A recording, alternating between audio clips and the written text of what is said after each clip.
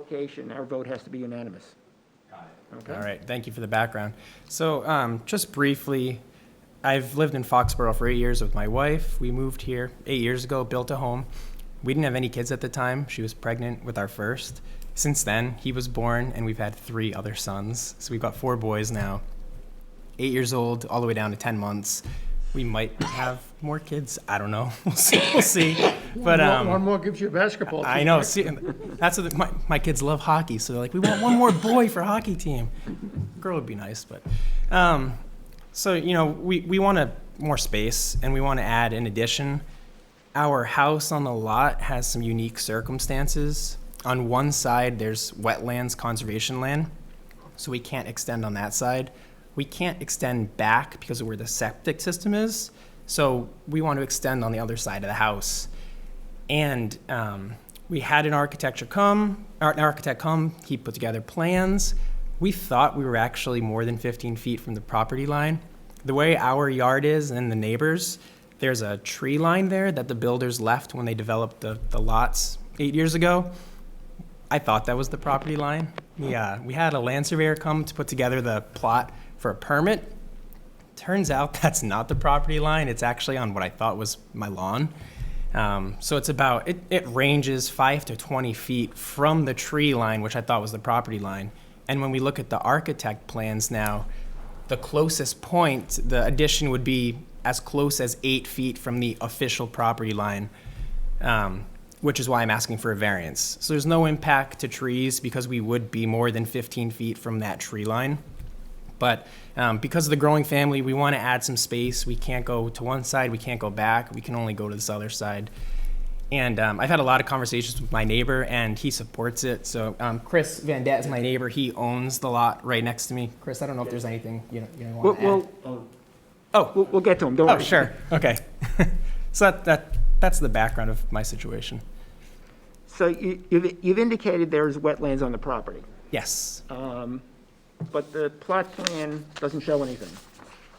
And I'm going to give you a copy of this and let the board see a copy of this. And I'll tell you what it is.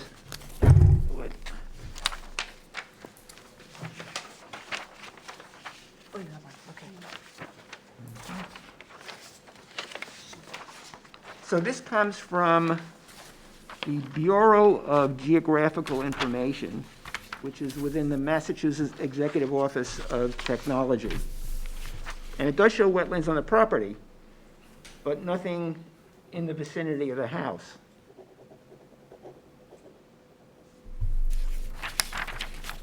But isn't there, when there's wetlands, isn't there a setback from the wetlands? Yeah, 25 feet. That's Correct, it? Diana? 25 feet? Well, it depends. No disturb zone? 30 feet is usually the no disturb zone, and 100 feet Yeah. buffer zone. Buffer being no build, right? Well, you can build, but there's conservation restrictions. You can work within the Okay. buffer zone, but there is I do believe that the DEP has no disturb zone of 30 feet.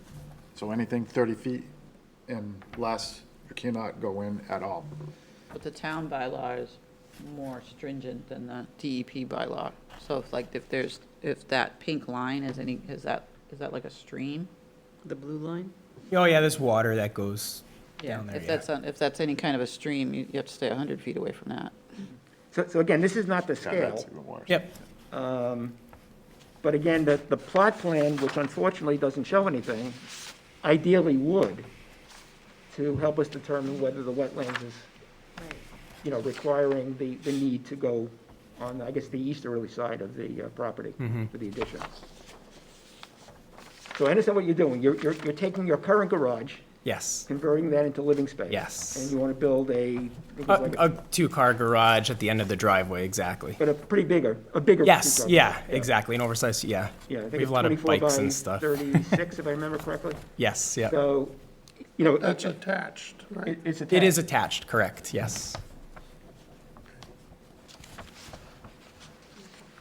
Let me have others ask questions if they have any. Actually, why don't you pass this down to How Scott? many bedrooms yeah. do you gain doing this? We're not adding any bedrooms, so Okay. we have 4 bedrooms. It's more living space. Your septic, you've got existing 4 bedrooms, so I Yes. assume the septic was designed for that. Correct, that's right. So you're adding living space, but not bedroom space. Will Correct. there be any space, any living space on the second floor above the garage? Living space, no, there would be unfinished storage space. So there will be like a drop-down ladder, kind of like that would go to an attic from the ceiling. So it's not even a real set of stairs. No, it'll be a pull-down. And the current garage would be turned into living space? Yes, correct. Okay. That would include a bathroom. Yes, the according to- bathroom will be accessed from that room as well as the garage. So people don't have to go through the entire house to use a bathroom when they're outside. In talking with your architect, did you explore the possibility of the garage being set, say, vertically to the house? Right now, I'm looking at it as being set horizontally. Your house is here, you're putting the garage here, but possibly putting it vertical to the house? Because if that's the case, I don't think you would need a variance. Coming vertical towards the street. In other words, the garage doors, as you're proposing, let me put it this way, your house is like here, Yep, and your garage is facing your neighbor's property. Correct. Right, or the garage doors are. yep. And what you're proposing with the new garage would essentially be the same thing. You would be coming into the garage. Well, you'd be coming directly from the street now, so you drive right into the Okay. garage. So Okay. it'd be like at the end of the driveway, instead of turning into the garage, you drive straight into the Doors garage. face the street. Huh? Correct. Okay. The doors would face the street, yes. Okay. And it's 24 wide that way? I can double check. It's an oversized 2-car garage.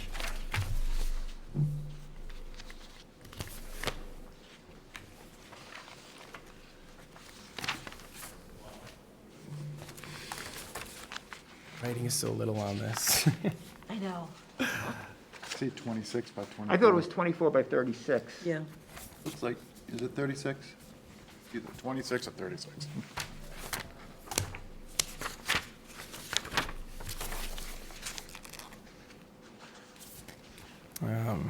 I was just wondering if it was, if the wide section was on the front, could it be swapped, if that was going to make Yeah, any that's difference? sort of what I was getting at, but I think you got at it better than me. Okay. So we're saying that where the garage doors are, the proposed garage doors facing the street, that's the 36. It would encompass the window, which is the bathroom. Do you see on the Okay, pic? yes, so the 36 faces the street. Yes, correct. Okay. So I guess going back to my question with Lorraine's more articulate explanation, did the architect discuss with you the possibility, or you discuss with the architect, Yep. instead of the 36 facing the street, the 24? Because if I'm correct, if that's the case, you would still be 20 feet from the side yard. We didn't go over plans Okay. under that design. Okay. Any other questions? Lorraine, Ken? Well, so part of this is, part of the 36 that is proposed that would face the street is the window where there's a bathroom. Right, so there's a bathroom on the front, and then on the behind it, it doesn't take up the whole depth of the Yeah. garage. There's Yeah. more storage space there. Part of the, yeah, we just have collected a lot of stuff with the kids where it'd be nice to have. Kids have stuff. They have a way of, yeah, Kids have exactly. stuff. Yeah, we still have our kids' stuff. Yeah, I don't really Even have though they're kids, out. and I have stuff too, yeah. They never So come I back for it. understand. I totally understand. Let Yeah. me, go ahead. But that's an interesting question, Yeah, that, is there a way that it doesn't even need to come to, right? any other questions then? So let me have your neighbors. And just tell us who you are and address. Oh, and the architect is here, so Charles, if there's anything you have to add to, feel free. May I ask you a question? I'll be happy to answer. And you are, I'm Chris Vandette. I'm at 4 McNamara Way, okay? next door neighbor to Alex, on the side abutting the side where the proposed garage is. So yeah, Alex, I want to echo what he said as far as the wooded tree line that's between our house that I would call like the de facto property line, where we've walked the property line many times. He's shown me the plans. We've discussed it. You know, I'm in favor of the project. I think it'll look good, be a good distance from the tree line, which I believe, like, again, I would call like the de facto property line. It's a good distance away from my house as well. And yeah, my wife and I are in favor of it. We're the ones that are abutting him directly. I don't think it's encroaching on our property whatsoever, so. Okay, thank you. Yep. Does Mr. Architect want to speak at all, or they? Sure. Do you have any questions? Do you have any specific questions? Well, did you hear the feedback about turning the garage? So, I Actually, did, why don't you give me, I know you're with AJ Architects, but your name? Charles Hillier. I'm sorry, Charles Hillier. Okay.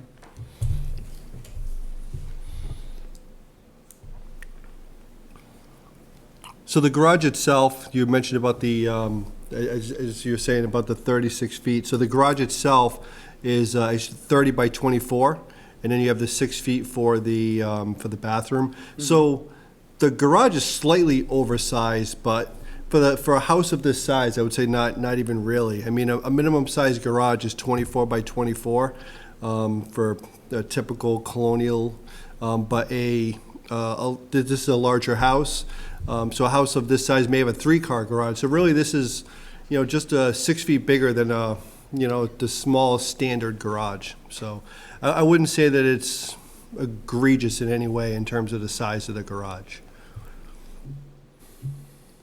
Well, let's go back to the, The turning, Yeah. the turning it. So is it technically feasible? Yes. Would it be aesthetically, aesthetically pleasing? I don't think so. Probably not. We'd be coming out a good distance towards the front of the house. We can't go back any further. We do have the septic tank and such in the back of behind the house, And the propane. and the propane and other utilities. So even with the project we're doing, we're going to impact that a little bit, but we'd be impacting that even more if we were to go back any further. So really, we'd be starting. Where we'd be starting would be coming out halfway up his driveway for the start of a garage, which would be, highly unusual in terms of if you didn't everything being equal. If you just looked at the house, you would say, it looks unusual. So from that aesthetic point of view, I guess. And and the way the property line is, the closer you get to the street, the closer the actual property line is, the angle. Right. I get more space as I go further back. Actually, if the propane and septic weren't in the way, I could just push this whole thing back and I'd be fine. But the property line, the way the builders did it, they have even less space. And the other thing is the space that they're trying to create, the family room, the living space that they're creating. If you were to do the garage in front of that, you'd only be accessing that from the back, where they're really trying to get that like almost a separate entrance for that space from the front of the house, and that'd be more difficult to do if you were to orient it in a different way. So then you'd have to go around the back of the house for that space. Not that that's insurmountable, but it's not ideal for what they were looking for when they came to us. So Arnie, it looks like if you flip that to the 24, it still comes up shy a foot of the 15. does it? Yeah. Based on, because there's 6 feet, it's 30 by 24 in the front, 6 feet is the bathroom. No, the bathroom's included. Yeah, the bathroom's in, So- right? The bathroom is in the 36? it's in the 36, yes. Okay, so that brings it to 30. So right now, they're 44 feet. So if they were 24 instead of 36, they would be. Oh, sorry, it's 36. It's the 6 and the 30 for the 36 36, yeah. total. Yeah, the garage itself is 30, but the bathroom is this. Correct. Yeah. So if you went from 30 to 24, that's minus 6. No, 44. Right now, the house is 44 feet from the side yard.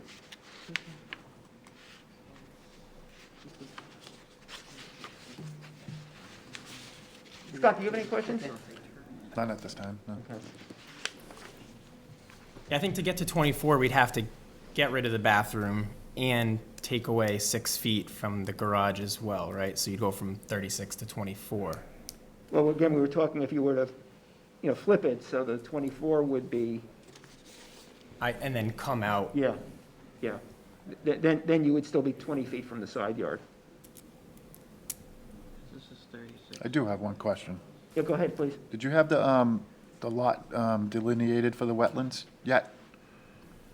Because that's Not something you might officially. want to, I'm guessing no, because I don't know. No, he hasn't. yeah, No, he hasn't. that might be a, So, I think it could be, but I think that so, obviously it's a separate process going to conservation versus zoning.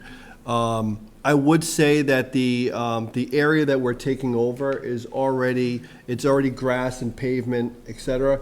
I don't think we're gonna be getting any closer to the wetlands. The wetlands are in the Opposite back. direction, yeah. So, I don't expect it to be something that it would be subject to approval. Yeah. But it's not something that I think would be severely impacting the wetlands in terms of the Wetland Protection Act. I just wanted to bring it to your attention. Yeah. mean, 'cause So that's that would be, we are within, I did make Alex aware of that any project would involve conservation because we are within the regulated area, which as you guys mentioned is 100 feet.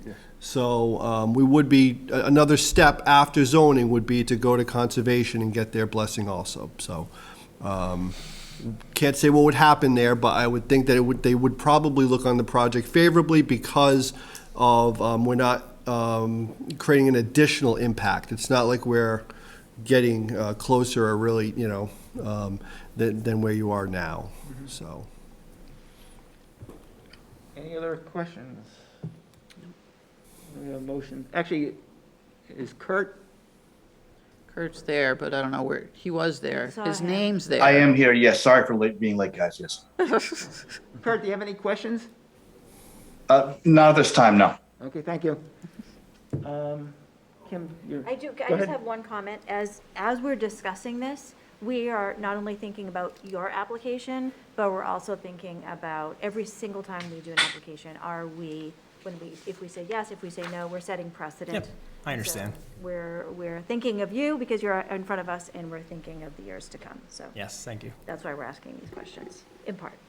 Part. So, unless there's no other questions, want to close the public portion? Motion? Motion, we close the public portion. Second? Okay, all in favor? Ready to discuss? I mean, my big issue is I just don't know where the wetlands are. And, granted, soil conditions would include wetlands is one of the criteria we have to consider as far as a variance, as far as what, variance is authorized. I just don't know where they are. And by not knowing where they are, I really can't say that this addition has to be built as you've proposed it. So, I can say I don't have enough information right now to make a decision. That's probably the best way, for me to, specify that. So you'd like to see that get delineated? Yeah. I'd like to get a better idea.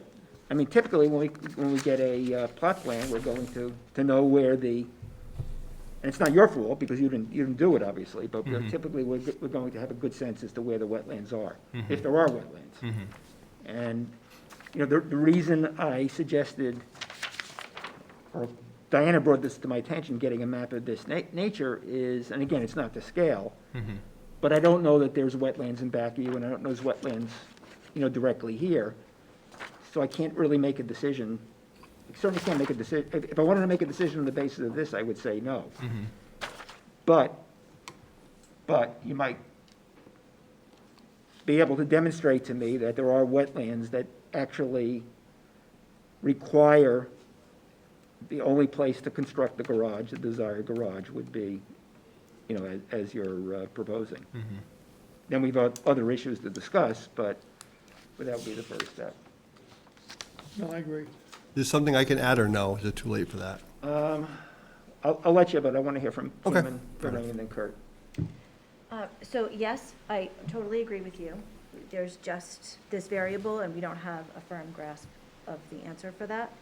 And I keep coming back to, well, yes, for a house this size, a garage in the size being proposed is something that you see. I also understand that 24 by 24 is typical as well. And if we were to do, 24 versus the 36, that is kind of a different story here.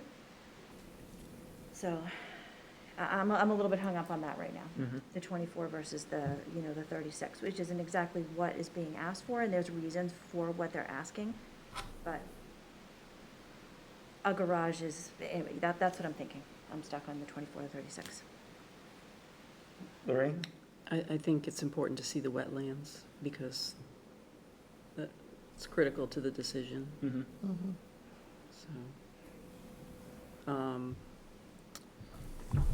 again, looking at flipping it somehow, what that really, if it has to go there, would be another consideration. Kurt? I mean, I think what Lorraine said is correct. The location of the wetlands needs to be really determined. And that's my initial comment. I didn't hear the very beginning of this, so I'm going to reserve some comment on that. But from what I've heard, that needs to be sorted. Okay, so, thank you.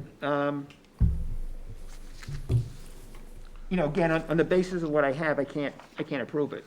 So why don't we What we can do is continue it. continue it, get away with it? Allow you to sit down with your land surveyor and come up with a plot plan that would give us a better idea as to where the wetlands are.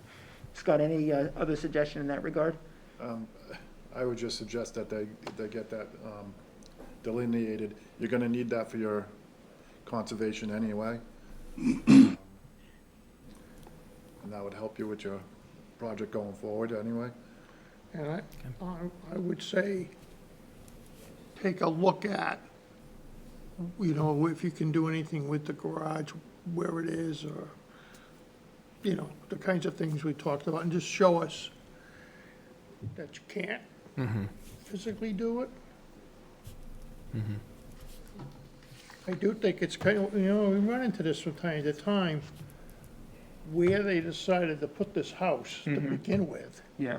It, on the surface, looks to be kind of ridiculous, I but mean, you've got almost 8 acres of property, so. I know. Obviously, Well, there's a reason. I mean, though, I will do the wetlands. When I go to the other side, there's ferns like immediately right there. So I'm positive the wetlands, they couldn't have gone any further. And I think they moved the trees to the side because they knew they had to put the house so far over and they didn't want it to look funny. And I think that's why the property line's not the tree line. I think they just thought yeah, what I do they could think. get away with That it. could have been error too, yeah. How old is this house? I It's know 8 years. It's 8 Yep. years, yeah. So what we can do if you want, Scott has a. I do have a question. go ahead. You closed the hearing, so I'm not sure if you have to reopen it to continue it. no, we close the public portion. Public portion, okay. Yep. I'm sorry. You're working Out of too- hearing. You're working too hard. I'm tired. Just the public portion. So what we can do, if you're amenable to it, is continue to the next meeting. And we're not gonna be meeting again until June 30th, so you have plenty of time to, to go through this. Diane, do you have the form for continuance? No, I don't. It's upstairs. I can go get it. Okay, would you, please? Didn't bring that book. I'll teach you. So let me ask you, do you have any questions for us as to what you need to do, or what we'd like you to do? So have the land surveyor come out and then on the plot plan, map out exactly where the wetlands are? Yeah. So we can see, okay, So we know if it's 20 feet or 100 feet or, right, 3 feet from the house. right, What have you. right.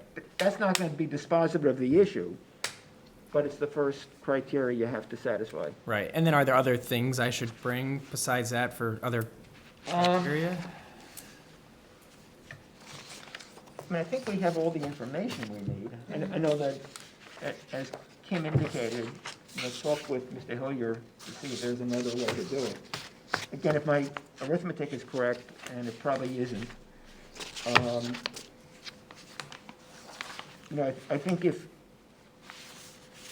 the portion of the proposed addition that's 24 feet, if that was facing the street, you wouldn't need a variance. And I think you would still be 20 feet plus or minus from the side yard. So if that's feasible, and again, it may not be the exact design you want, but if that's feasible, you're just dealing with Mr. Shippey and potentially conservation? Yeah, well, the wetlands will probably determine if they Yeah. could just kind of like turn that as well. Because now you're gaining, I you're think- gaining in the back, so. I think the wetlands are on the other side of the property. I don't think that either way, the wetlands are They're not near between there. They're not near Mr. there. Silva's property or four. They're not gonna be impacted by this. If anything, the other side of the house is where the wetlands are. That's what this blue line indicates a perennial stream. Yep. So, and the green is the wetlands, what they indicate, but there's always some wetlands either side of the perennial stream, so that's what would have to be delineated. But either way, that's going to be less of an impact than the existing house. Like the left, the right side of the house, if you're looking from the street, is closer to the wetlands than the property that's gonna be, the addition would be on the opposite side, so. Right. I don't suspect that was gonna be difficult to overcome with conservation, but it's still a process, so I'm not gonna presume to know what they're gonna approve or not approve, but be surprised maybe that it wouldn't get approved. Conservation. And we can look at a design if the garage were to come out, so the 36 comes towards the street.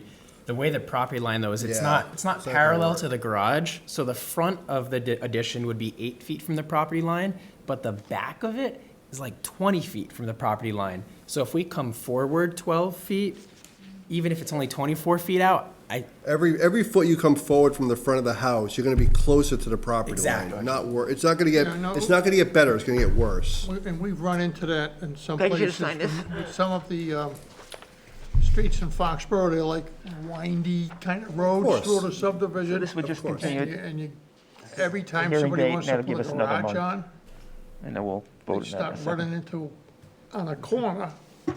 Yep. We have a motion to continue, so the continuance would be to the June 30th meeting. I move we continue this application to June 30th. Second, Okay, all in favor? We're gonna have a busy night on June 30th, but we'll probably put you first, sure. okay? Okay, well, thank you. I will see very you much. in Thank you for your time. a month.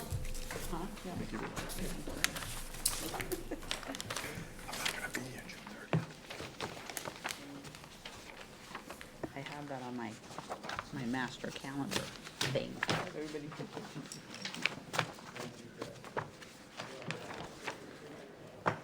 Okay, the time being 7:10 PM. Massachusetts Electric Company seeks a variance under section 4.1.1, table 4-2 of the Code of the Town of Foxborough, Massachusetts, chapter 275 zoning, to allow the construction and/or installation of substation-related equipment and facilities to be located as much as 17 feet within the 50-foot minimum rear yard setback. Property is located at 63 Elm Street in the Limited Industrial District. It's not located in any restrictive overlay district.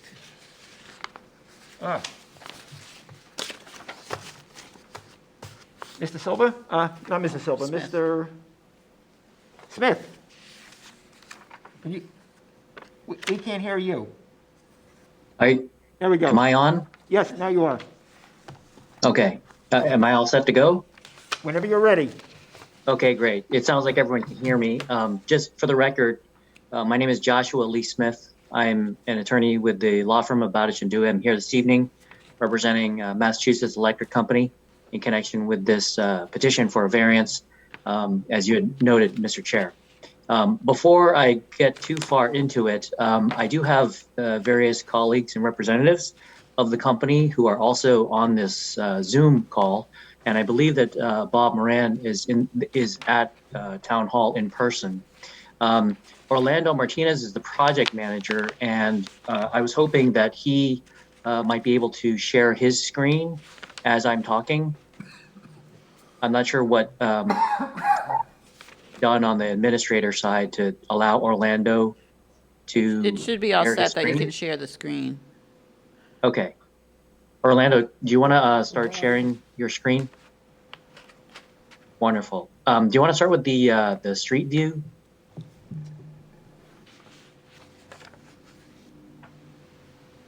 So Okay, just one second. Let me just get started here, Josh. Okay. Just give Yeah. me a minute here.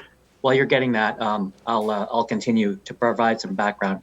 So, Mr. Chair, as you had mentioned, this Mr. property is Smith? located at 63.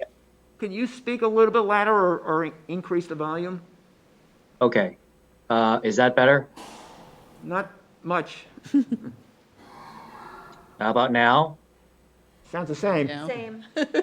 About the same. Okay. I'm not sure what else to do. Is this better? I'll just talk louder. Is that better? Yeah. Okay. So, Pretend you're yelling at your kids. okay. I think the screenshot is coming up here. So anyway, this electric substation has been in existence, in operation for about 65 years. So it's been there for decades. And here's a depiction of it. Hopefully the members can see.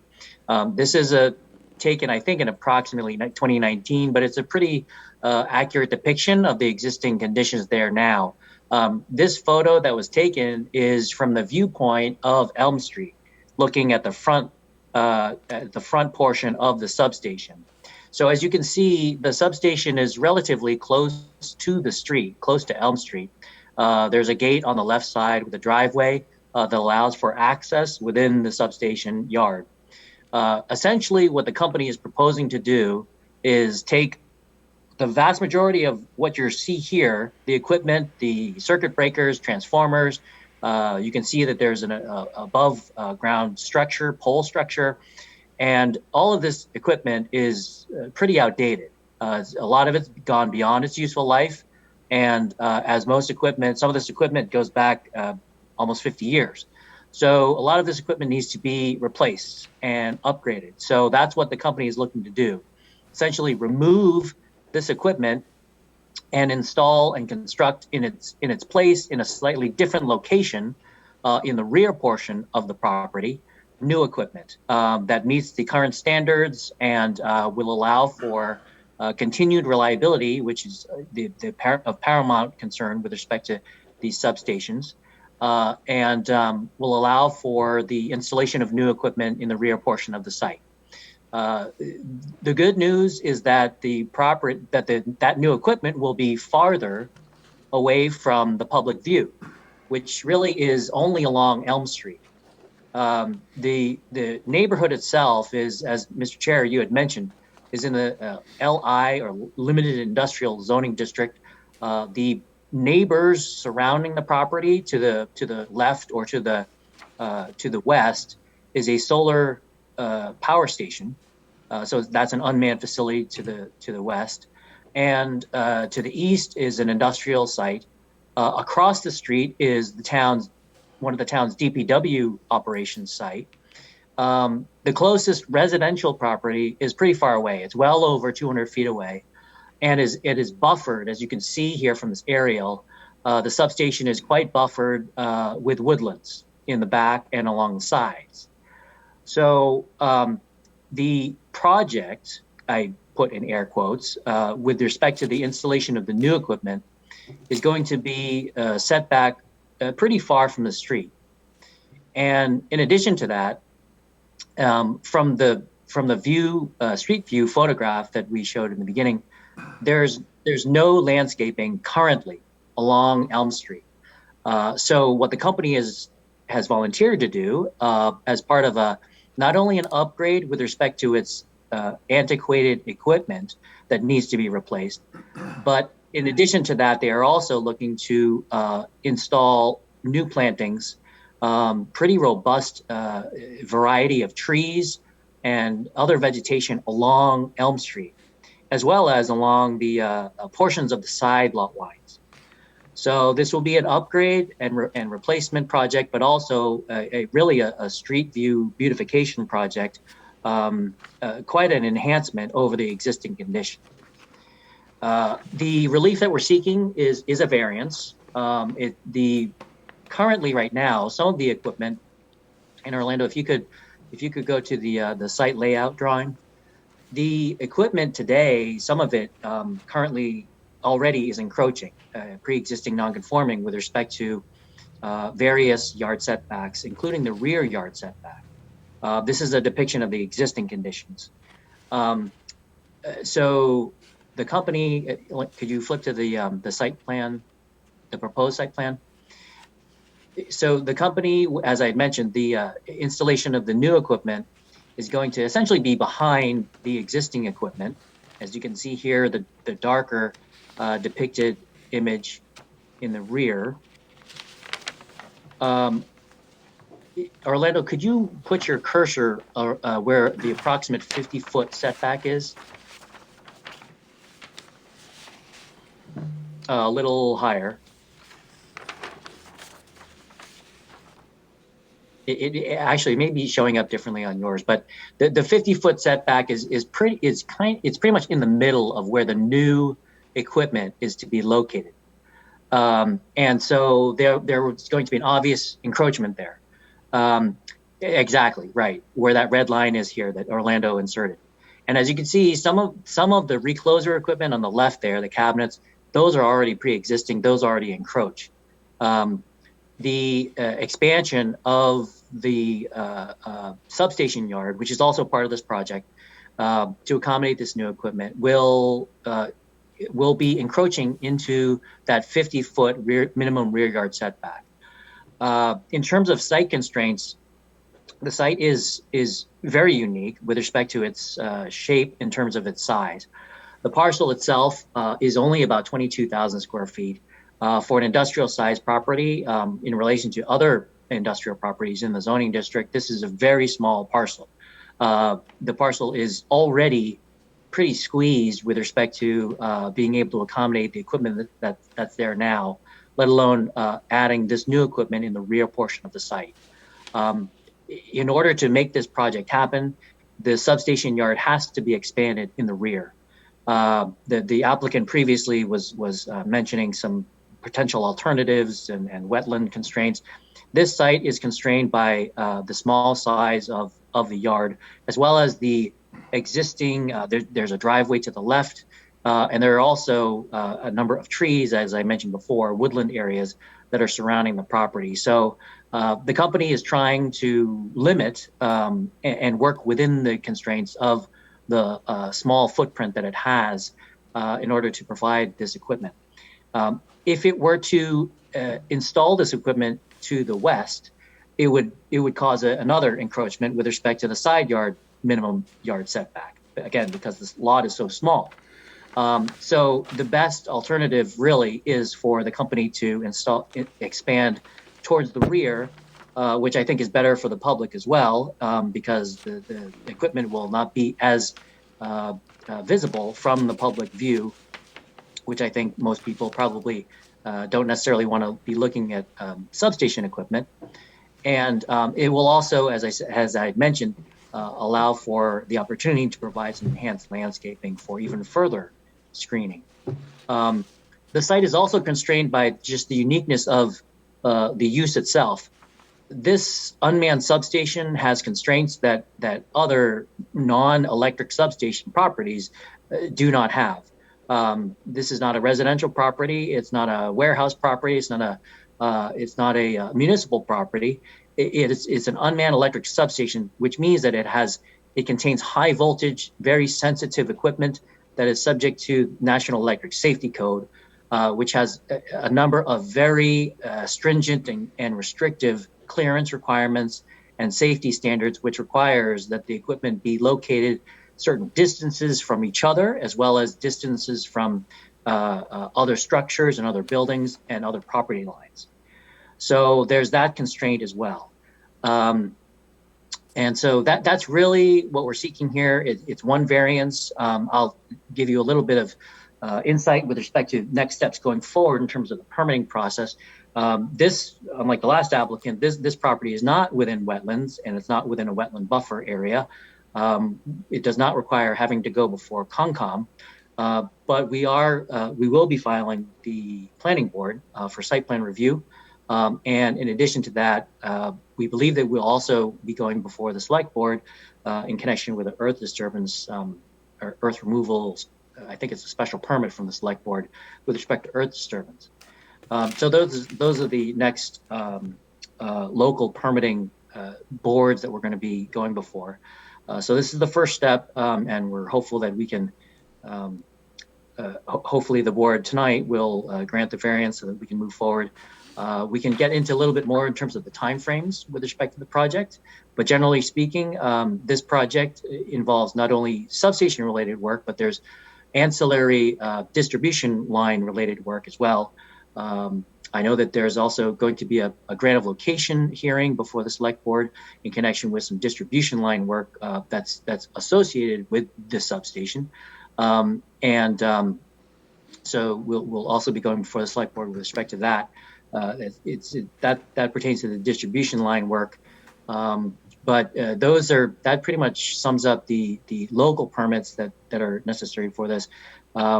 The work with respect to the substation, we're looking to have commence sometime in, I believe, the October timeframe.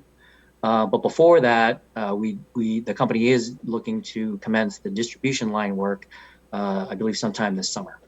And there's a whole bidding process and procurement process the company has to go through and have permits in hand before it can do a lot of this work.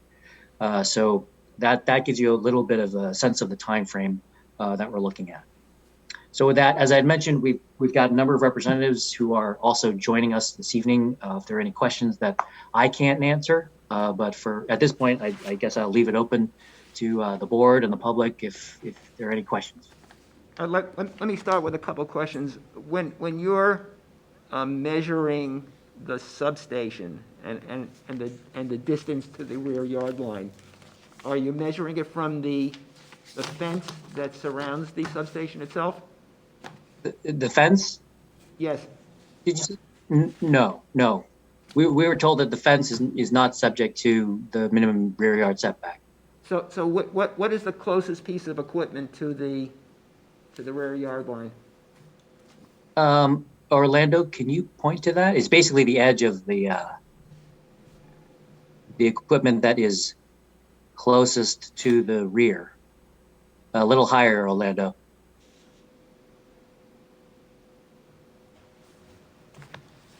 So, yeah, exactly. Yeah, that's it. Can the members see that? Wiggle it.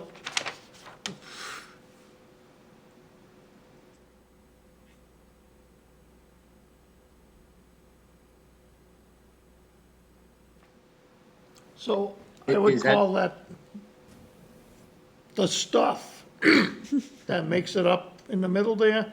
That's what you use as your starting point for your setback lines? Well, there's the 50-foot line. The red line that's up there. Would that be the starting point as you measure to the rear and to the sides? Right. Correct. That line to the rear lot line is about 33 feet. At the present time? No, I think that's No. what the change. No. I think that's the The rebuild. proposal, yeah. That's the rebuild. So what actually would be 17 feet from the rear yard line? 17 from the rear lot line? That's what you're requesting. Well, what we're requesting is the distance of the encroachment, which is 17 feet. So that would be from the 33-foot marker to the 50-foot marker. If I may approach and... Yeah, and your name again?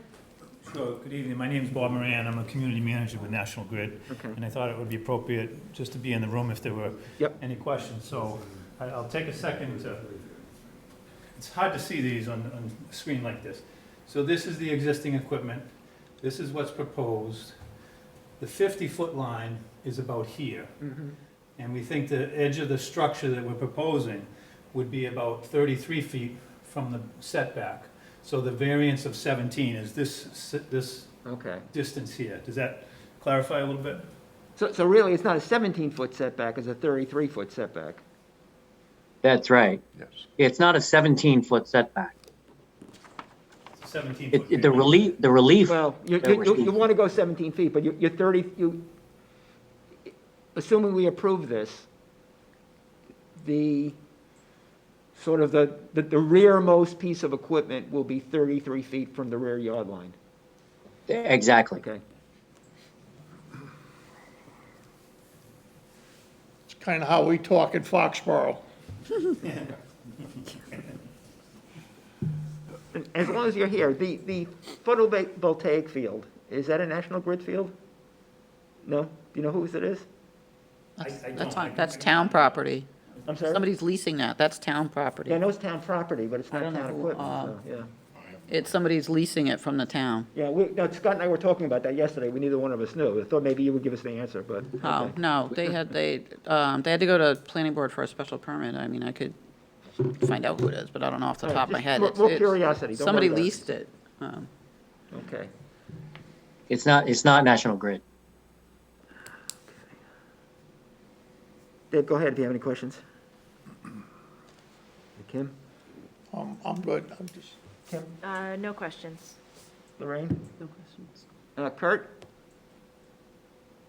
You had mentioned that you were going to do some landscaping on the Elm Street side. that's right, yeah. Yes. Orlando, do you want to flip to that one? Yeah, just 1 second, please. I will post that up.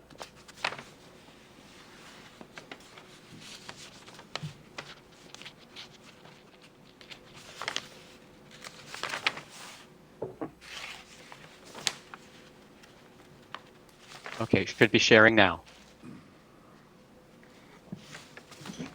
So Elm Street is on the right side.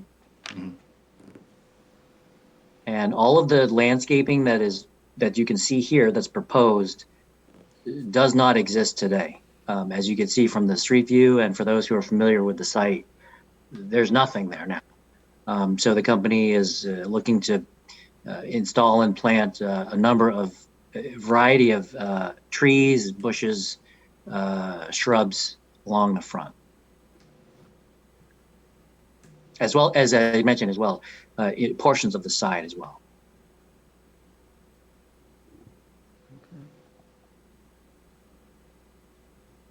Kurt, anything further? Thank you.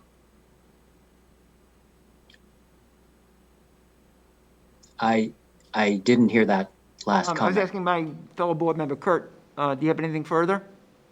No, I have no more questions. Thank you. Okay. Scott, any questions? Mr.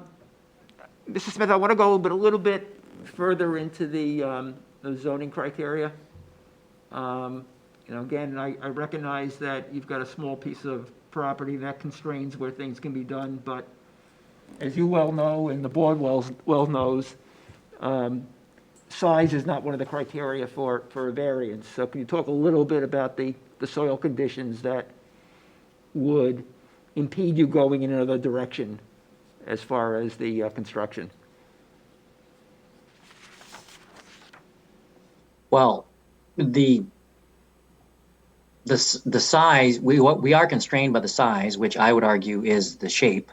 The shape of this lot constrains the ability to be able to expand upon it. There's no feasible way. The company already has to expand the yard in order to accommodate the equipment that we're talking about here. There's no feasible way to go anywhere in any other direction. As I had mentioned before, it could not go to the right. There's literally no room to the right, which is, I believe, to the east. To the west, there's the driveway. The soils on the property there are some environmentally sensitive soils that are on the property, as is the case with a lot of substation sites.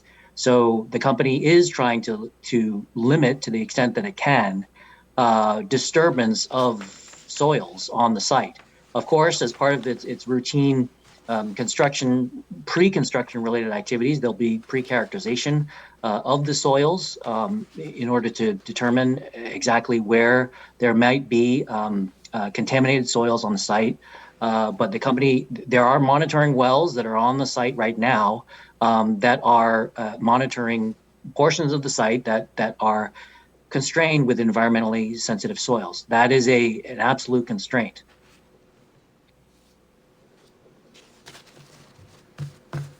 So that monitoring will continue? Yes. Yes. And the company, of course, I mean, they've got, as you can imagine, thousands of these sites, and not only substation sites, but transmission lines, distribution, all types of infrastructure, and they need to deal with soils.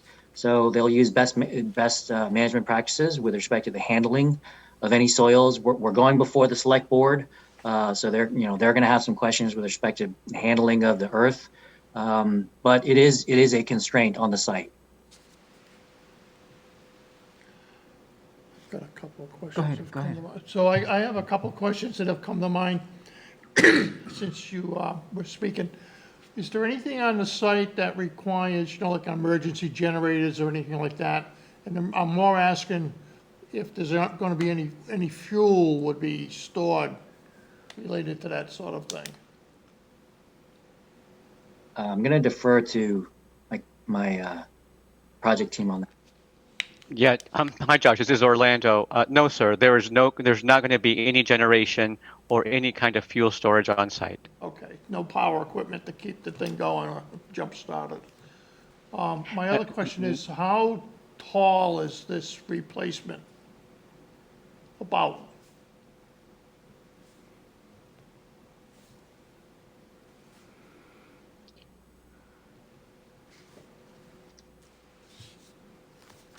Let me ask one of my colleagues here. Mike Lawler, do you happen to have the height of the structures there? Yes. Hello, I'm Mike Lawler. I'm one of the civil structural engineers with National Grid. The approximate height of the box bay structure is approximately 26.5 feet. 26.5 feet. And how tall is what's there now, about? It's probably roughly about that size, maybe a little bit shorter. It's about the same. I'm all set. Kim? All set. Lorraine? All set, thank you. If we were not to approve this, what's your alternative? And I'm getting towards the the variance criteria. There is no alternative. There's no feasible alternative with respect to doing anything on this site. The company would have to buy adjoining parcels or adjoining land in order to accommodate this 50-foot setback, which I can understand a 50-foot setback for a property that is a typical industrial property. A lot of these other properties, manufacturers and warehouse and other types of properties, even the solar field, these are larger shaped parcels that have that room. This site doesn't. The company would have to literally go buy an adjoining parcel that adjoins this lot in order to expand the overall lot size in order to gain the room necessary to avoid the variance. Otherwise, they'd have to buy a different parcel elsewhere in the town, and it's not the uniqueness of this type of a use. The company can't just go buy any other property. It needs to be in close proximity, obviously, to transmission. If this were a transmission substation, it would need to be near that infrastructure, but it would need to be in close proximity to distribution infrastructure. So this is not, there's really no feasible alternative if the variance were to be denied. And as I've mentioned at the outset, the purpose of this is really, it's for the public good, clearly. The equipment is antiquated and needs to be replaced. A lot of it's beyond its useful life. A lot of the equipment has been there for decades. As I'd mentioned before, the substation goes back, was first energized back in the 60s. And so it's just time for this equipment to be installed. Part of the other constraint as well, which you may have figured out when I had mentioned that the existing equipment needs to be removed, is that the existing equipment there that is there now, and it may or may not be obvious, but you can't just turn that equipment off, remove it, and install the new equipment. That existing equipment has to continue to be energized in order for the substation to remain live and active, in active use, while the new equipment and the expansion occurs. That is the sequence. And that is in part because the site is so small, but that existing equipment has to be maintained where it is and energized while the new equipment gets installed, which is why, in part, the new equipment has to be located in an expanded area. And unfortunately, it needs to encroach into this 50-foot setback.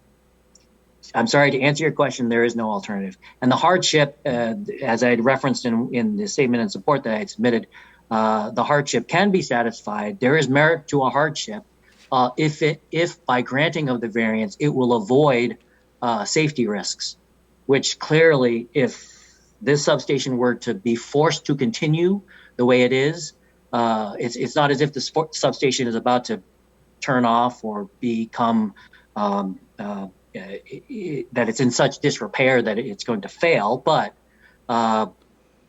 if this were to be denied, the company, it takes a very long time for the company to come up with either a new design at the existing site or move to another site to do this type of a project.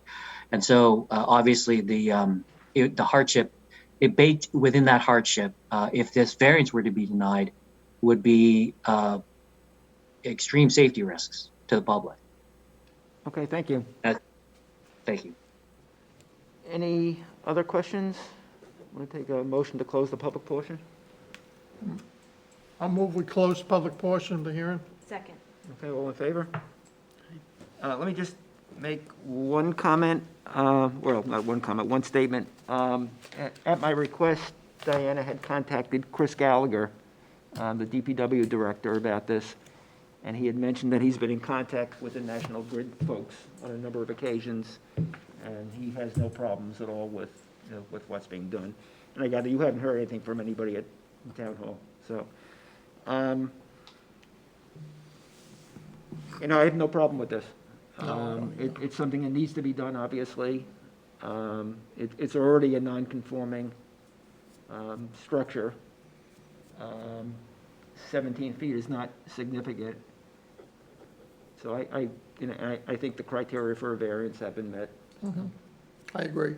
I do have conditions, but I agree also. I think the existence of the environmentally sensitive soils, their attempts not to disturb it. So I think they have satisfied, as you said, Barney, I think they have satisfied that portion of it, and certainly the hardship is substantial. yeah. Lorraine? I agree. Hardship is substantial. It can't be done any other way. Kurt? I agree with the hardship argument, and if it's old and it needs to be replaced. Okay, so the conditions that I would impose, why don't we talk about them, and then we can just include them as part of the motion. Number one would be that construction, installation, location of equipment and facilities that are the subject of the proposed project shall be as shown on the various project plans, which Mrs. Smith gave us, such that no portion of the substation is to then be located less than 33 feet from the property's rear yard line. That would be number one. Number two, that a special use permit for earth removal shall be obtained from the Board of Selectmen in accordance with and pursuant to Chapter 115 of the town's code.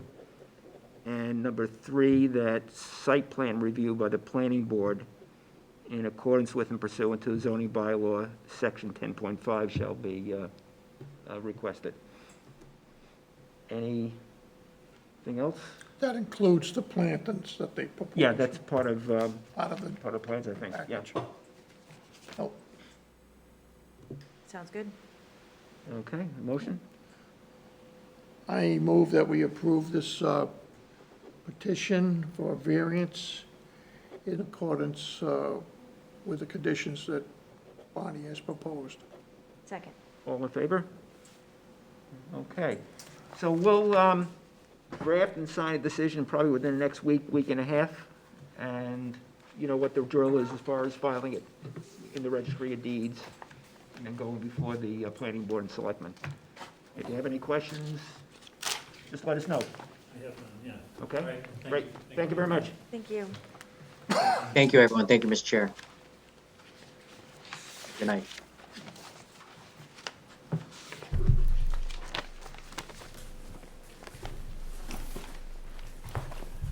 Okay, the time being 7:20.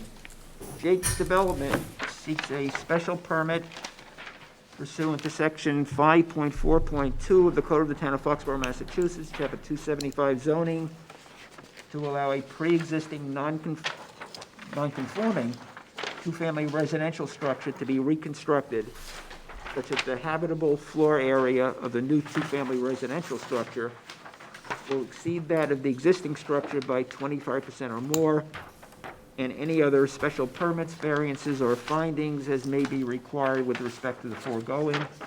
Property is located at 411 South Street in the R40 Residential and Agricultural District.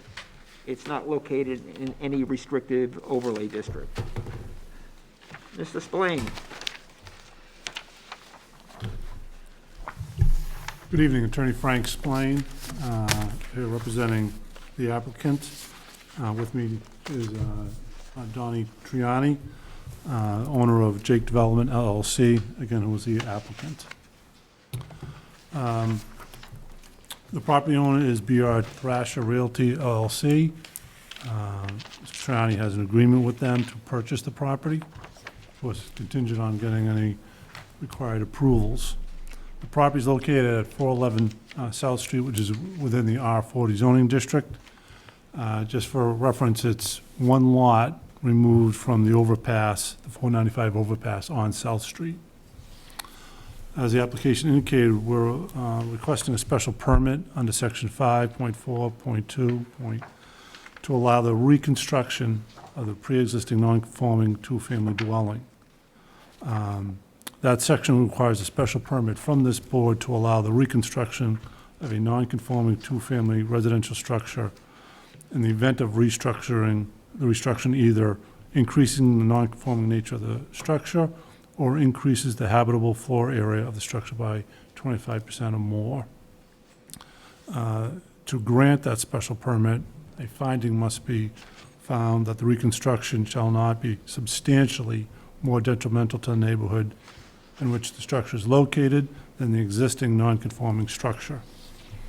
Again, 411 South Street is located in the R40 district. Under Table 3.3-1, two-family dwellings are not allowed within the R40 zoning district. This existing two-family dwelling, however, is a pre-existing non-conforming structure. The dwelling was built around 1920s, as far as we know, as a two-family structure, which is prior to any zoning coming into effect, and has continuously been used as a two-family structure since then. The Curry family, Eric Curry was the individual who sold the property to BR Thrasher Realty, has owned the property since 1916. 1916. It was Eric's, if I did this right, great-grandmother that originally owned it, and it was either deeded down to the next generation or inherited by the next generation all the way down. Eric grew up in that dwelling with his grandparents living in the other portion of it, and I guess each generation lived that way, as far as he knows. The former building commissioner for Foxborough, Nick Riccio, confirmed the pre-existing non-conforming status in a letter dated June 20th, 2019, a copy of which was filed with the application. The letter describes the use of the two-family dwelling on the lot as a prior pre-existing non-conforming use. Additionally, the two-family dwelling is a pre-existing non-conforming structure because it is 27 feet setback from the road, where 35 feet is required. So it's a pre-existing non-conforming use and a pre-existing non-conforming structure. The lot and the existing structure otherwise conforms with all dimensional requirements.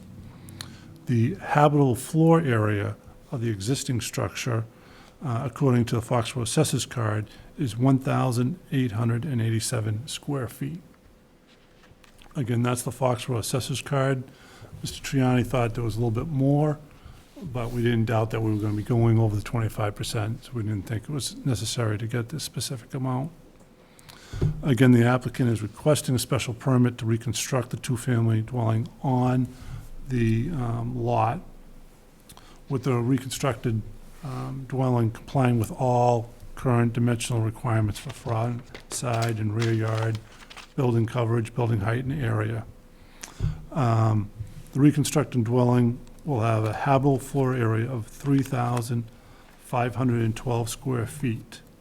That's an increase in floor area of 1,625 square feet, or an increase of 87%. So again, we're well over the 25%. Each of the two dwellings, the first floor will be 880 square feet, and the second floor will be 876 square feet. The basement is unfinished, so it has no habitable floor area. So again, it's an increase of 1,625 habitable floor area, or an increase of 87%. What I handed out to all the members is a plan showing in dark the proposed area, and in light where the existing structure is. I also forwarded to the board pictures of the existing structure. The existing structure is not in the best condition. Again, B.R. Thrasher, the current owner, originally bought the property with the idea of rehabbing the structure. However, after doing some demolition on the interior to do it, he realized that the dwelling was structurally not sound enough to do the renovations without major changes to the structure and significant increase in costs from what he anticipated. At that point, he determined economically it wasn't worth it, and because the current owner does not have a lot of experience in new construction, usually does just do rehabs, he looked for an appropriate buyer, and that's how Mr. Triani and Jake Development got involved. Again, they have it under agreement. The dwelling that he's going to be constructing is very similar to other two-family dwellings he's done in town. I forward to the board the architectural drawings of one that's going to be very similar to what he's going to do. That was at 7 Petite Place here in Foxborough. And he's done similar other ones in town, some of them with walkout, some of them without. This one will not be. We've also sent a picture of the front of the building at the existing location, showing what it'll look like once it's built. Additionally, by doing the reconstruction, the impervious surface will be going down because there's so much pavement there, and in the back there's a concrete slab that I believe used to have chicken coops and such for when they were raising animals there. So the existing pervious area is 7,117 square feet, which is on that plan I gave you. Again, that includes the building, the slab in the back, and the paved area, which is almost 4,400 square feet. The proposed impervious area for the reconstructed two-family dwelling will be 5,058 square feet, or a decrease of just over 2,000 square feet, or 29% reduction. Again, that concrete slab will be removed, and the driveway, the pavement area will be reduced significantly. Again, the board can grant a special permit finding if the reconstruction shall not be substantially more detrimental to the neighborhood than the existing structure. We feel it will actually be a benefit, an improvement for the area, both visually, aesthetically, as well as decreasing the impervious area, and will comply with all the current dimensional requirements.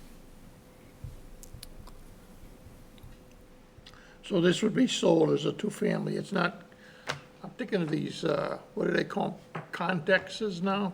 Where they have a two-family, but These will probably be condoed.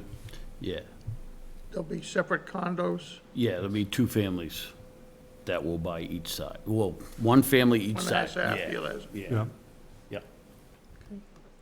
You know, unless an investor comes along and wants to buy it Yeah, no, yeah. and rent them both out, but yes, more than likely it'll have two families in there.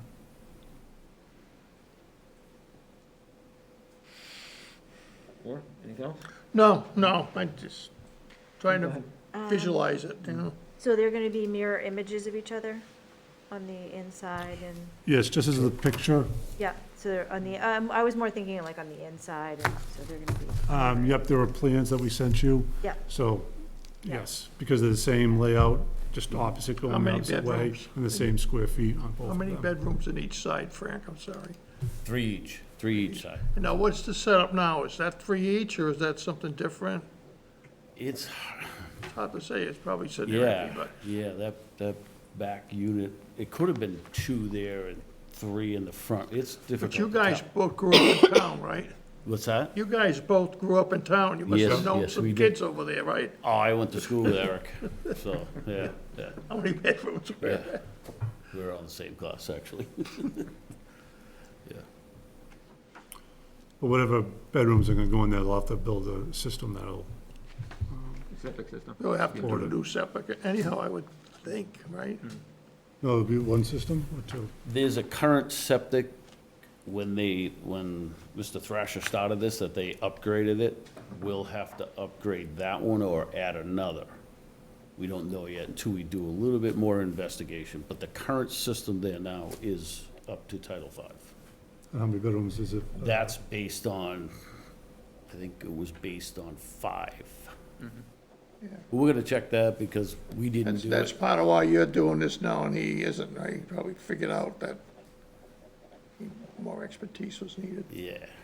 So would you have one system for both units or separate systems? Usually, the other ones I've done in town, we did one system for the whole building.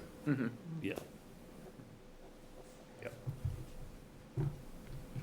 So you currently currently there's 27 feet setback, right, front yard From the setback? front yard, yes. And so this is, does that say 35? 36. In the proposed? Yes. 30, it's 36? 36.9. I swear, we need like magnifying glasses up here. 36.9, but yes, 36. Okay, so 36. So we're going from, if the proposal, if we approve it, we're going from 27 to 36. Yep. And one of the things you'll notice is that's from the property line. It's not from the street, because South Street, the layout is very wacky. If you look at the plan and you see where the road is, the South Street layout goes all the way over there. Takes up So it's from the layout of the road, but from the actual road, I'm sure it's over 80 feet, if I had to guess. Okay. Lorraine? I drove by, and it just looks like this would be a great improvement to that land. Kurt, any questions? No, but would agree again that it'd be a great improvement to the neighborhood. Scott, questions? They answered my questions with the septic. Let's close the public portion of the hearing. I think we're pretty much here. Yeah. Motion? I move we close the public portion of the hearing. Second? All in favor? I mean, not only is this an improvement, I mean, as far as I'm concerned, it complies with the requirements of section 5.4.2 and the special permit requirements. So I'm fully in favor. Got some conditions, but fully in favor of it. Yeah, and I feel the same way. I agree. Okay. Lorraine? Agree. Kurt's already indicated, so.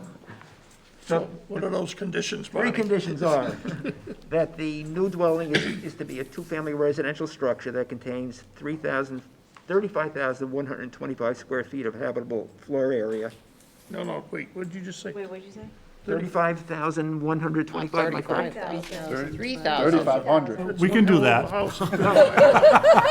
Family too, right? The new mall on South Street.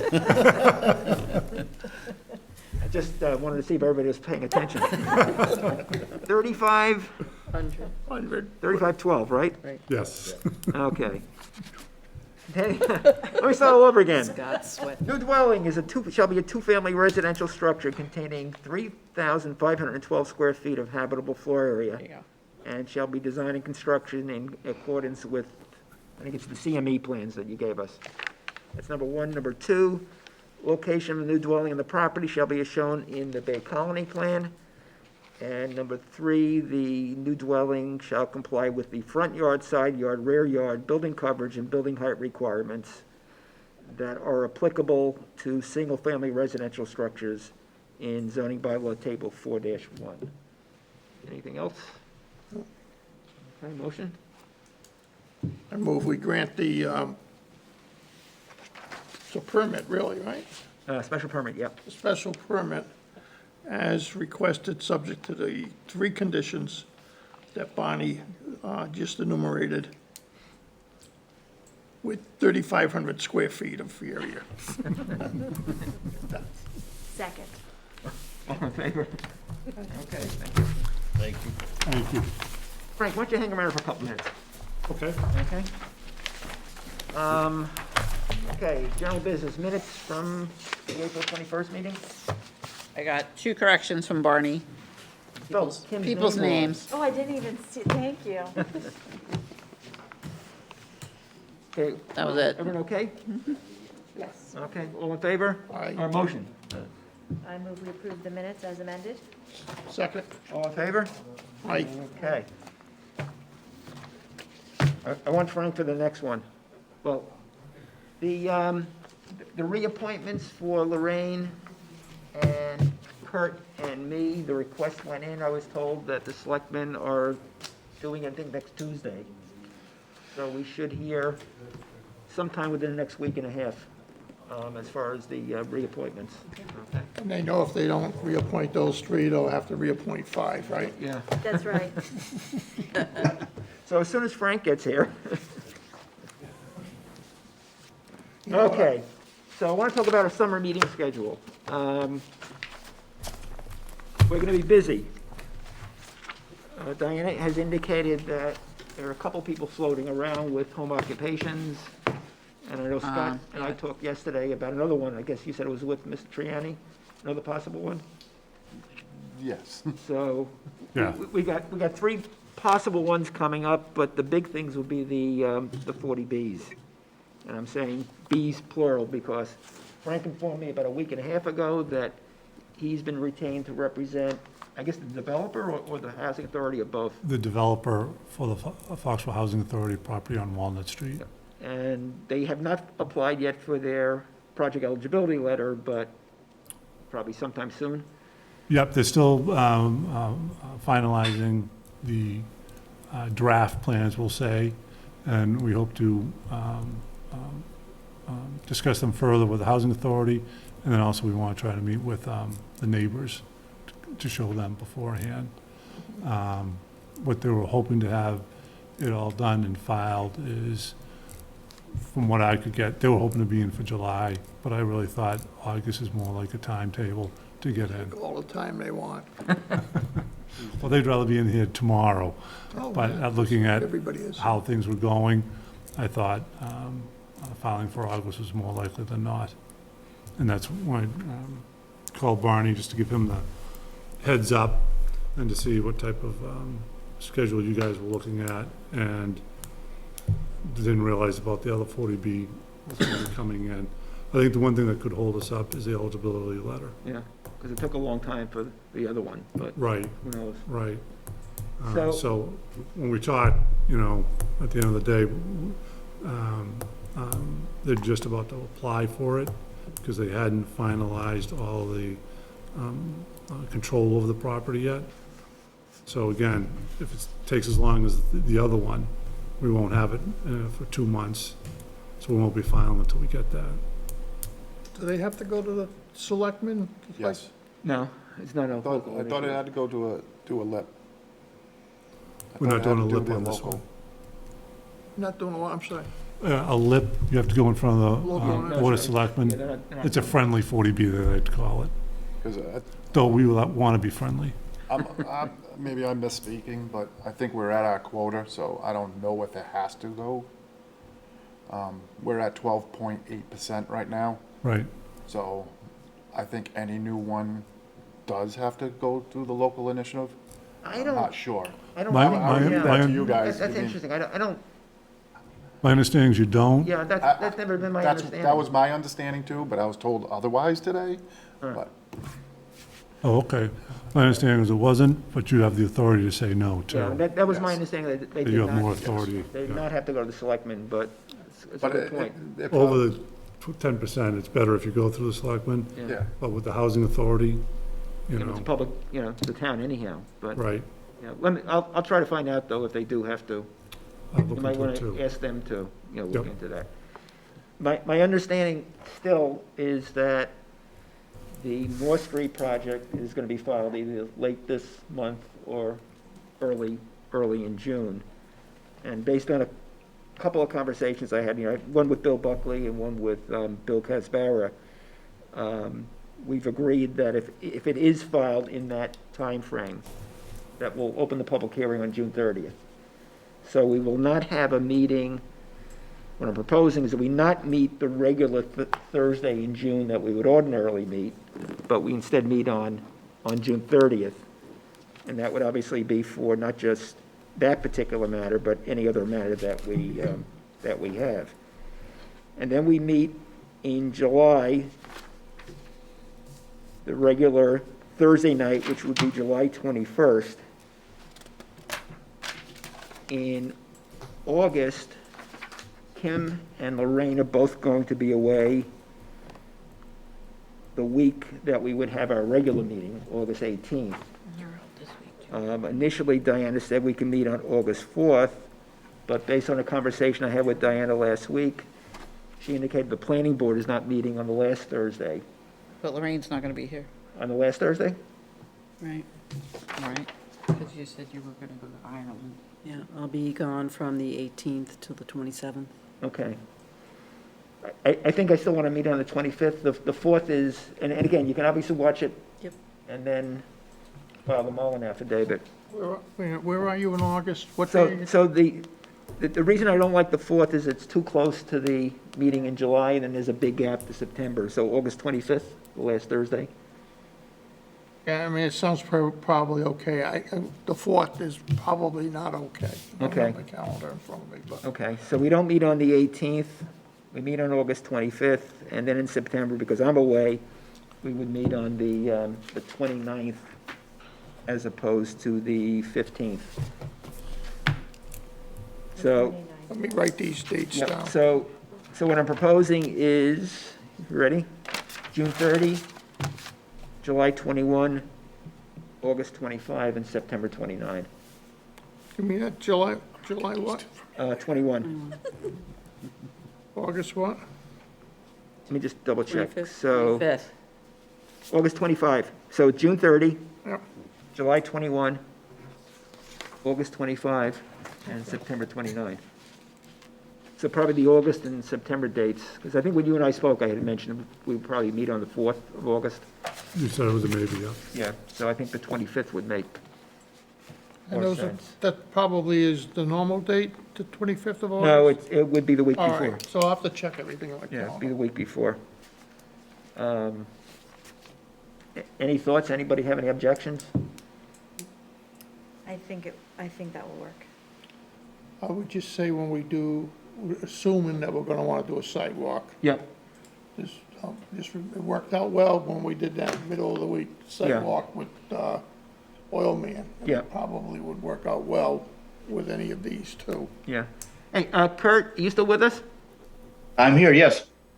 Those dates sound okay for you, vacation-wise? Those are fine. I'm gonna be away the end of July, but, in Scotland, but yeah, those dates work fine with me.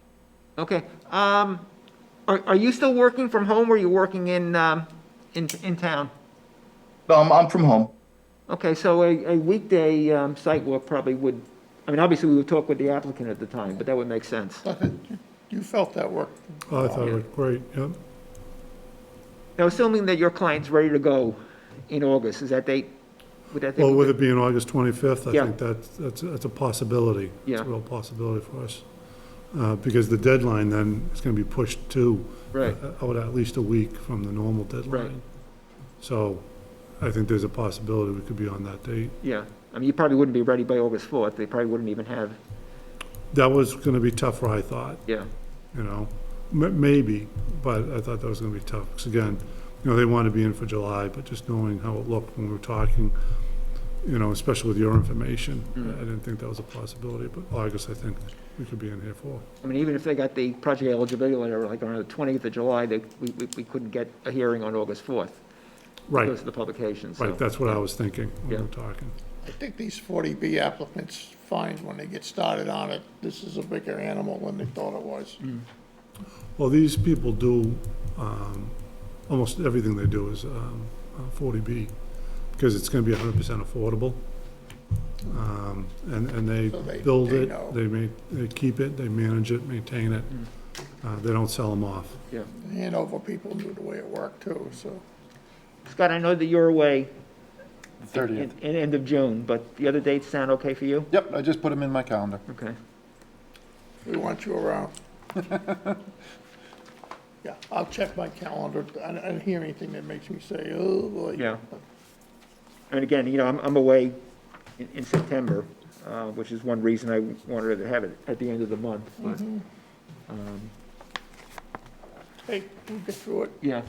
I mean, the one concern I have is that we get a bunch of other applications that have to be heard the same night. I'll try to keep it quiet. Yeah, so we'll deal with I'll it. do what I can. So, Yeah, the only one I know of is possibly another one with Tony Triani. And Should I be a just special actually permit. sent him that email today, Okay, so. That he's wasn't the aware of same it. guy from yesterday. No, that was, Don Triani. that was right here, Don Triani. Was it? Yeah, you just left. So Lorraine, you would not be there on August 25th? August 25th. Okay. But you can, I can watch it. yeah, Yep. okay. So unless you have any questions, that's it. Yeah. That's why I wanted you to stay, just so you, yeah.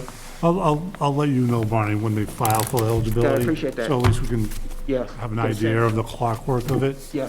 But, you know, you said the other one took 2 months, and with the Well, summer. the other one, they filed in November originally, didn't They they? filed in November and they didn't get it until, First week in March, second week in March?